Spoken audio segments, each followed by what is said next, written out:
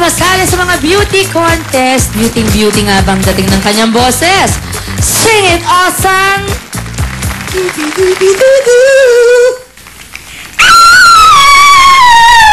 Ay, taas! Lalaki! Lalaki pa rin siya. Sa boses mo yun, sa kinanta mong yun, lalaki, may bird. Galing raw sa pamilya ng mga militar. Huh? Ang susunod na bisita. Hoy! Huh?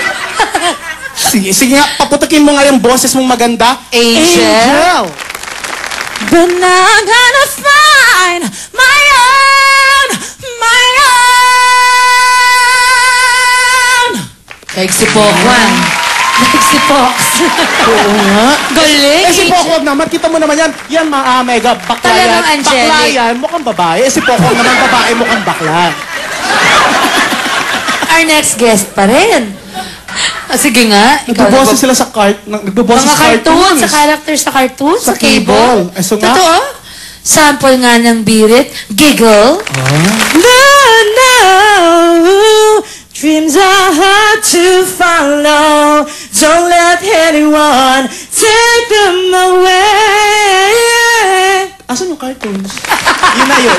Parang hindi mo maintindihan, ano, yung pinanggalingan nila, tapos naging ganyan sila. Eto, dating child star ang ating next guest, pero ngayon, pinapatulog na niya ang mga children sa lambing ng kanyang boses.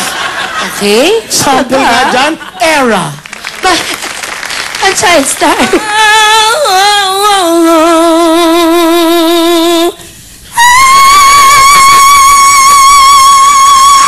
Asan ang lyrics doon? Alam ko yung kanta yun, Silhouette.